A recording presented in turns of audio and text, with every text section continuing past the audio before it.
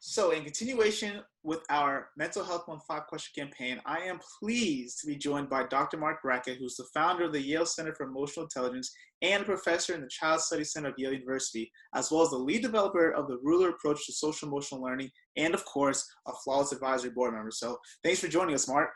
My pleasure. It's good to be here. Of course. And so, Marc, I'm just going to dive straight into it. Question one, what has been the most challenging aspect of the COVID crisis for you? And has there been any type of silver lining or gift during this time?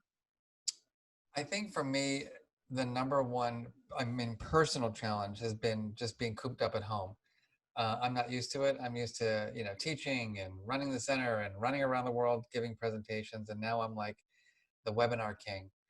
so it's worked, but it's not for me. I'm really dying to get outside and be with people. I'm an introvert who has turned into like a desperate extrovert now. That's been my number one issue. And I think more, you know, socially speaking, it's just trying to help and make sure that our nation world does what it's supposed to be doing to make sure that we get healthier so we can all have, a better future. Exactly. And you kind of mentioned it a little bit. But so, talking about what you're doing for yourself, how have you been taking care of your own mental health during this time? Because you've always been such a role model for self-care. So has there been any, changes to the way you approach self-care during COVID-19? Terrible sleep, less exercise, and more alcohol. No. Um, Truthfully, I'm trying to stick to a routine because I think that's so important during these times of getting up and exercising in the morning. I would say the one thing that has been a pleasant surprise is that my partner and I now take early evening walks. We've never done that. And we've discovered parks near the ocean here in New Haven that we never knew existed. And so, we spend interestingly more quality time together, in the downtime when we're not working. And that's been a really nice benefit. Okay, and so that's kind of like a cool evening routine. But what's been hard for a lot of people that I've seen is they've been having some trouble getting into like a morning routine. So what has been your morning routine? Is there anything that people should be following more that you do in the morning? Well, I happen to be very self-disciplined. So I'm also like, I refuse to become like an old, lethargic, out of shape professor.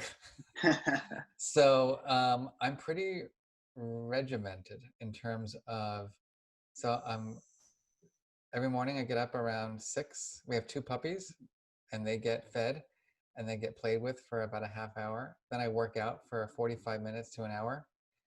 Then I have breakfast and then it's around 8:30 and I start working.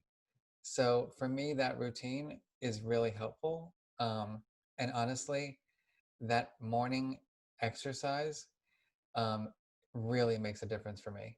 It's like I feel like I've done something to, maintain my own physical and mental health before I even start my workday.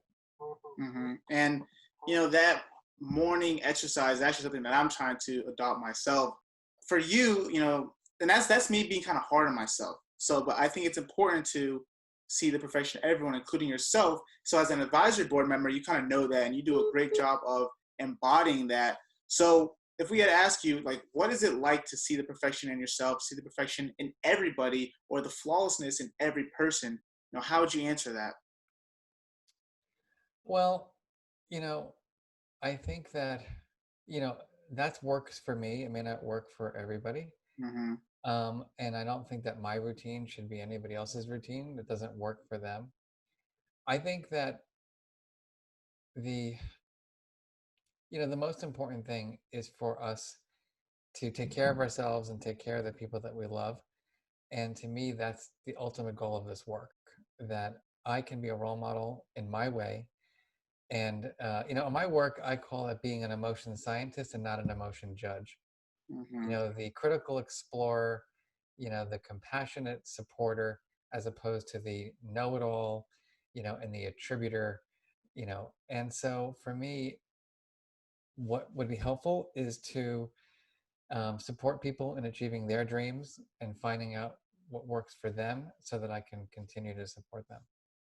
And that's kind of perfect what you just said, because and studying you and learning from you a lot, something that I've always like held on to is you say that emotions aren't good or bad, negative or positive. It's just communication. Emotions are teaching you something. I've always appreciated that. And so I imagine personally a flawless world being a place where we're more understanding or more compassionate. So if you were to envision a flawless world, what would it look like to you?